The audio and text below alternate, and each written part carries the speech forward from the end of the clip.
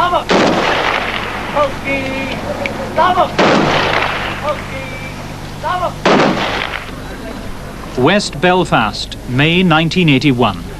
70,000 people attend the funeral of the MP for Fermanagh and South Tyrone, Bobby Sands. He's the first of 10 IRA hunger strikers who are to die in the H blocks of the Maze prison. The provisionals blame Mrs. Thatcher and her government for his death. They say she should have granted the IRA prisoners political status. At the graveside, the IRA pledge revenge for Sands' death. Their response, they say, will be at a time and in a place of their own choosing.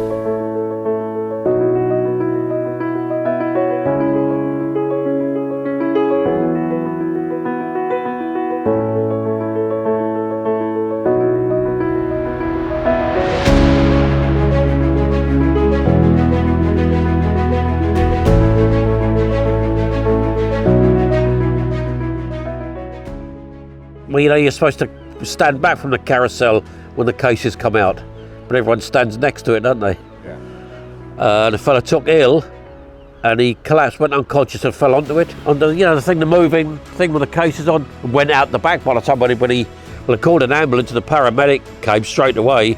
And apparently, someone asked him how he was, and the fella said, "Oh, he soon came round." Okay. Okay. Has that spoiled the day? Okay. Which he did, of course. Tell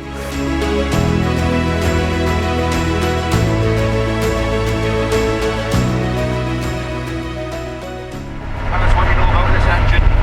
A 10 litre Perkins V8 640, not a turbo diesel engine. The 640 relates to the cubic inch of the engine. There's no substitute for work, that's my philosophy. Work doesn't just bring money, you meet people, you learn new things, of course it's about interaction. It's not always about money in life, I'll be the first to say money's not the be all and end all. I think some people who decide that is, get disheartened and don't know their purpose in life. I mean, this today isn't about money, is it? Just want to feel like the driving. Well, you think from 82, Brighton, the Tory council, there it was the Rolls-Royce, the fire engines, power steering, automatic, 40 years old. I mean, look. It's absolutely beautiful. What's the gear changes like? I think there's something could be slight. Sometimes it holds into a lower gear. Yeah. But apart from that, I mean, there's some people who are 40 years old, aren't much cop. Right now, I think you should go to third, you know.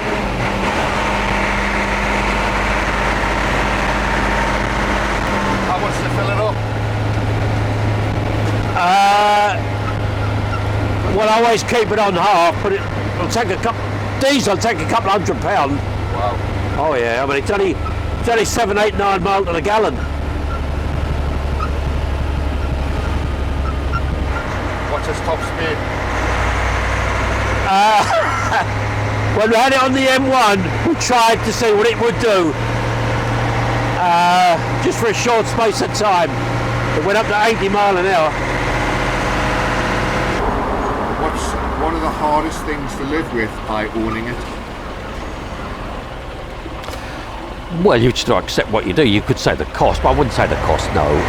Hardest things. Breakdowns, as we had yesterday. Tell us about that. Well, it's sod's law. As you've got to appreciate this, with a virus, it doesn't come out much. I mean, 3 or 4 times a year, and I'm quite happy with that. As I said, it's not a party vehicle. People seem to think, oh, get some drinks and you can use it as a party. And what do I want to do that for? No, it's not. It's a historic vehicle and you've got to keep it as such. You know, why would I want 4 drunken women in the back of this fire engine? I mean, you've got to ask yourself. I've forgotten the question now.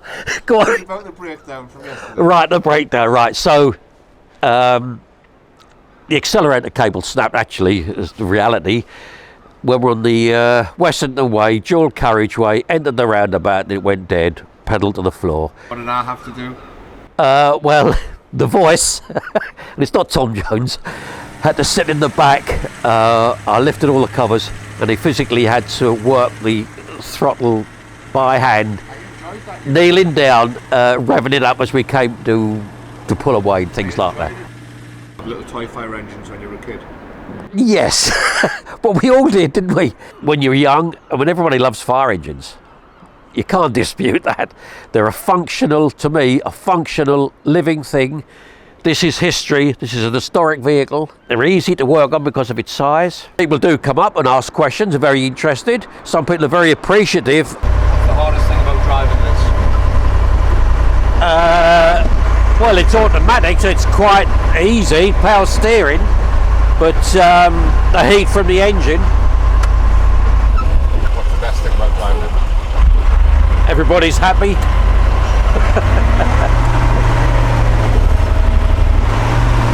Everybody's pleased to see you. They all wave, you know, so makes people smile. Well, yesterday I was approached by this man who's the voice. He'll see his face, I don't think, and said, "Will you go to Ripe Infant School? They're doing Great Fire of London." To which, yeah, it's a break for me. They enjoyed. A red letter day for them, a special day, lovely day. So I pulled up, and they didn't know I was turning up. Put all the lights on, went into the side, to the car park, and there was all these kids sitting waiting. Over the moon, sit in it, as you filmed, try helmets on, and makes their day, doesn't it? In our topic, we've been learning about the Great Fire of London. So we've been talking about what it was like in 1666. And we've been talking about how the fire began, how it spread, and what resources they had back then to be able to deal with a fire so big.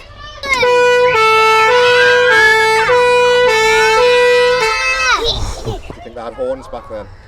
I'm not too sure whether they had horns back then. So what do you think the kids have learnt the most this week, or what have they said they've enjoyed the most? I think they've enjoyed learning about how the fire spread and how it got so big, and obviously how they stopped the fire and its spread as well, so by using the fire hooks to pull down the buildings, using different resources and whatnot. I think that's what they've enjoyed the most. And what do you think the reaction's been with having a real fire truck here today? The horn says it all! I think they've loved it, absolutely loved it. What have you loved the most about it? The siren, the horns, just the kids' faces. They've really enjoyed it. It's fab for them to have an experience like this. So yeah, I think it's been good. So, do you know the history of this particular fire engine? Yeah, no. This particular one? No. How old are you? Because of its historical interest, but I do go to shows, people do get to know about it. But just the other day I looked it up again, and then I went on the internet, the Grand Hotel bombing in Brighton, and you'll see this engine there. In fact, funny enough, I've found out something in 2015, an anti-terrorist officer died as a result of the asbestos he picked up from 31 years later from the bombing itself. So I think he brings a total to 6, but the IRA, as you know, that Patrick McGee, he planted the bomb, so I've heard 6 weeks earlier, to go off at a set time. And he did, but he didn't kill Mrs. Thatcher, as we know. Brought the front of the hotel down. Norman Temmett's wife was paralysed. But this fire engine was there? It was there, yes, it was there. If you want a bit more interest, 2 years ago, I've seen a picture of a man. He was young at the time, he was 24, he joined the fire brigade, and there's a picture of a young fireman standing at the back of this engine.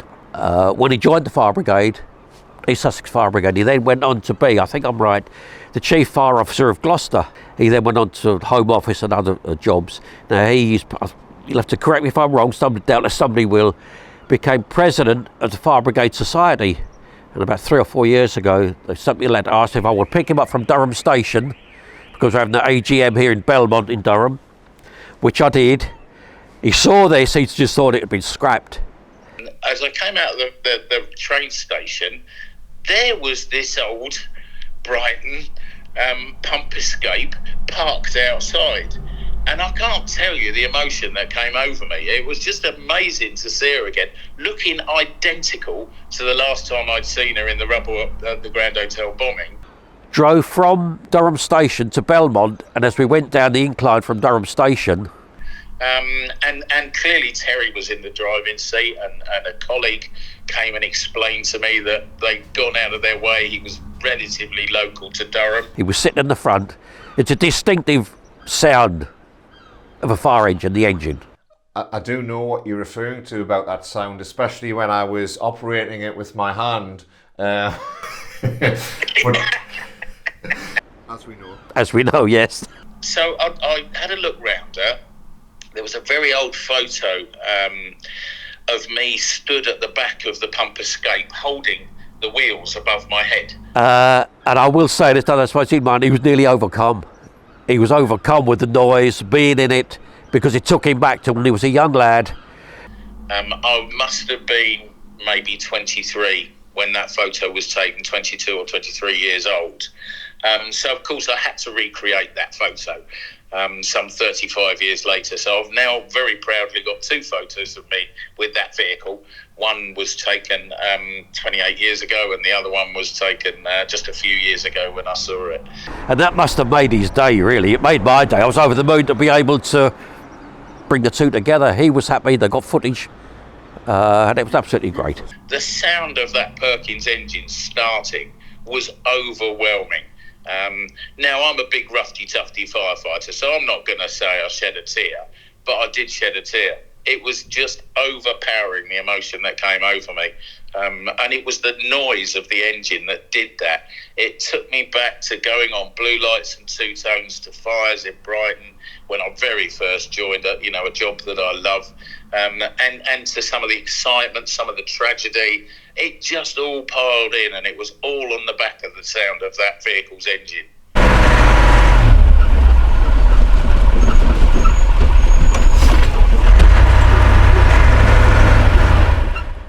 We're new in 82. It retired from service in 96.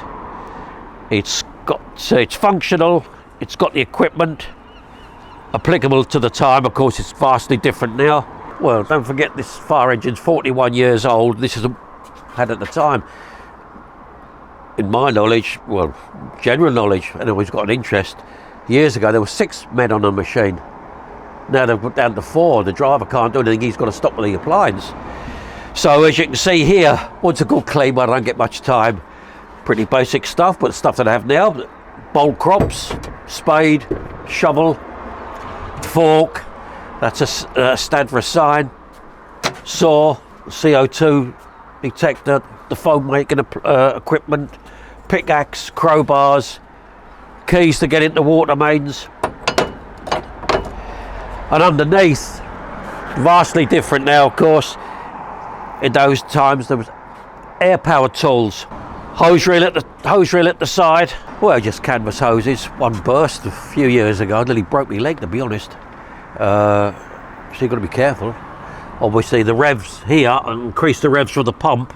It's the finish line. Is that the first one in? Yeah.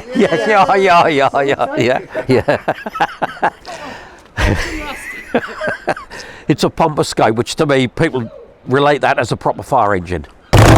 Oh yeah, that's a proper fire engine. What did you mean? Because it's got the wheels at the back. People call them, oh, there's wheels at the back. Oh, sure. They're talking about the pump escape. You pull this handle here, drops down, 4 men, spin it, put it to the building, chock the wheels, handles, and within seconds that would go up 50 feet. I've pulled up once and I said to people that, and they see it as a bit humorous and a bit joke. But one old guy, he always get the older generation more funny with it. He turned around and said, I was looking for an address actually, but I was out in this, and he turned around and said, you've come a long way, haven't you? I said, well, you've got to go where the work is, and we were just laughing. And he said, are you lost? You know what I mean? He said, we want an address and you don't know yourself. You know, we had a good laugh. You know, I'll lift this side locker.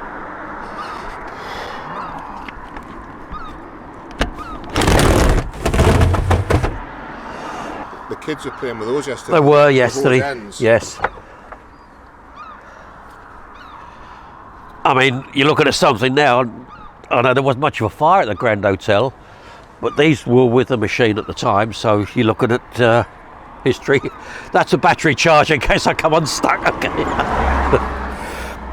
It's not a defibrillator, although I kidded somebody on once it was, you know, they believe me. See where the humour comes in. Oh, I know, I love it. Where do you get all your funny stories from? Well, I do believe humour can be a great source of therapy, yes, releasing pressure. I'm also conscious, which somebody said this to me years ago, sometimes you see people walking along and people don't interact.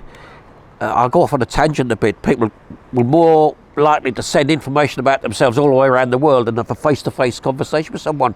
So you say hello to someone, they don't want to speak, but they're busy on the phone or on the internet. And I think that's a thing that we're losing. You know, you should go to a pub, not that I go into pubs as such, speak to people. That is vanishing now, isn't it? So, and sometimes you speak to people, you say hello there, possibly if they're elderly, you could be the last person, or the first person, or the only person that day they'll speak to you. They're surprised at what they tell you. Not that I want their information, but they might share a problem. So I do think a bit of humour does lighten the day up. Where did I get the stories from? Well, I think I've got quite a good memory. I'm not going daft yet. I like your stories. Yeah. Well, you don't always look as if you do. So yeah, as you can see in the back here, I know we've got some bits and pieces in here, but you can still see. Breathing apparatus where 4 men would sit in here, sit down, put it on, clip and stand up and walk out. The helmets and what have you. Can I ask you? Yeah? Something like this, I know it's a wild escape. How much is that worth? Well, the thing is, you've got to have somewhere to keep it. Yeah, That's what puts people off. You can't stick outside the front door. You can't put it in your garage or a mate's garage. You've got that. The insurance for this, guess how much insurance is? I wouldn't like that. Have a guess. Go on, have a guess. Got one guess. Couple of thousand. £132.80 a year.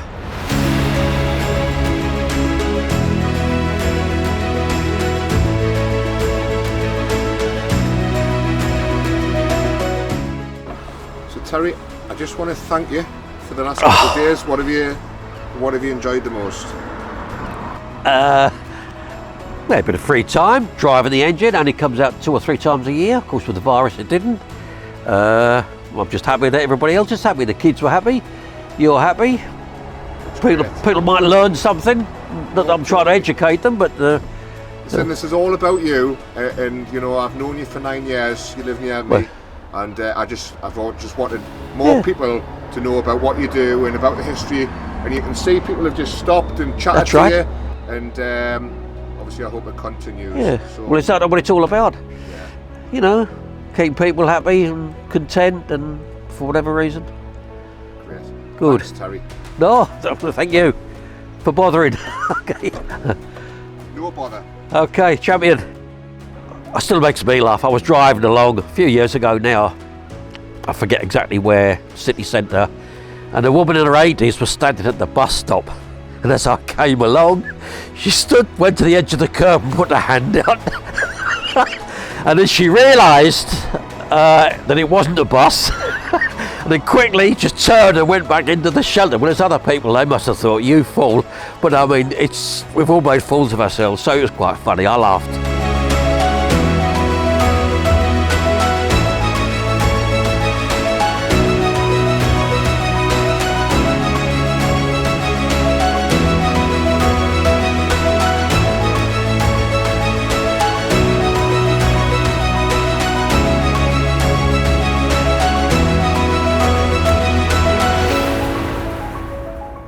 You're doing a great thing, and if I can just add my weight behind any messages you give to Terry, just thanking him, that'll be brilliant, mate. But I'm just really grateful to you. I'll send you the photos as soon as I've got decent Wi-Fi again. You'll get them. Probably be over the next couple of days when it'll suddenly spring into my mind. Yeah. But if I can do anything else, just shout. You got my details. You've been marvellous, and I look forward to sharing the final video with you. Lovely. All right, mate. Go and have a good weekend and look after yourself. Thanks. Take care.